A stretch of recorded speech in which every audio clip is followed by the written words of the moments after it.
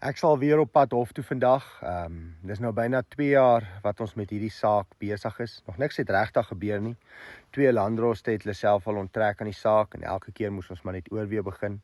Ons het hoeveel uitstelle gehad en ek meen al wat basies gebeur het is honderde duisende rande wat gespandeer is en daar's een getuie nou na 2 jaar van die staat, die brigadiervrou, ouerige vrou van Pops in Limpopo. Sy het getuig die vorige keer hoe François aangerand het. Sy moet nou kruisondervra word deur ons regspan. So ons voorsien dat die volgende 2 dae wat die saak uitgesit is, maar daar rondomtrent gaan. Sy het maar baie verdoemende getuienis gelewer rondom haar weergawe van gebeure wat veral vir François geraak het.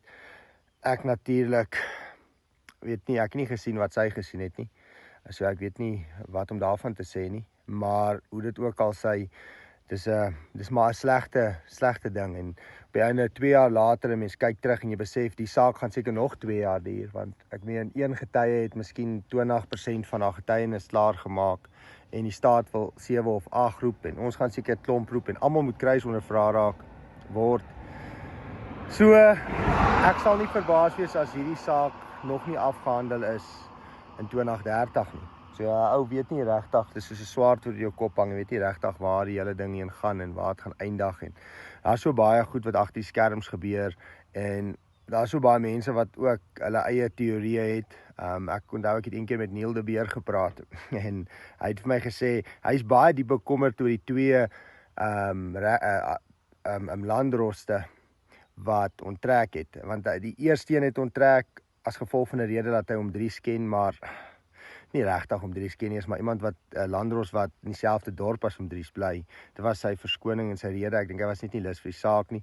En die ander landdros het ook onttrek oorhaastig omrede sy ander verpligtinge het na die saak ook reeds begin het. En ek het gehoor, alhoewel sy baie moeilik en baie streng is sy 'n baie goeie en regverdige landdros. En nou het ons die huidige landdros en ek onthou Neil het eendag vir my gesê die feit dat landdroste onttrek vir al 2 is nie 'n goeie teken nie. Dan beteken dit daar's druk van bo af op hulle. So ek weet nie, hy's seker ingelig gewees oor die tipe sake. So ouers maar bekommer daaroor. Ek het die vorige keer toe ek die video gemaak het, met die hofverskyning het baie mense gesê, ag man, stuur jou bankbesonderhede daar. Maar ek wil tog ook sê, daar is ander ouens ook op hierdie saak, so as enigiemand sy hart voel om iets by te dra, ek sal my bankbesonderhede hier op die skerm sit, maar onthou maar daar's ander ouens wat ook in die saak en ek dink almal van ons lê maar op die einde van die dag finansiëel hieronder. En dis nie net die hofonkoste nie. Ek is weg van die werk af. En die boerdery staan stil in die tyd op die einde van die dag. Dis 'n swaard wat oor jou kop hang. Dis voorbereiding. Dis maar net 'n slegte storie. Ek wil vir julle sê. Maar nietemin baie dankie vir almal se ondersteuning sover. Dit word opreg waardeer. En ons sal maar sien wat vandag gebeur. Ek sal 'n bietjie later 'n video maak en dan sal ek ook of vanaand dan sal ek maar 'n bietjie gesels oor wat vandag gebeur het. Baie dankie vir almal van julle se gebede en ondersteuning. Dit is ook maar moeilik om inligting uit die hof uit te kry want die landdros het gesê niemand mag foto's daar binne neem nie. Koot van der Reis van Boer Media was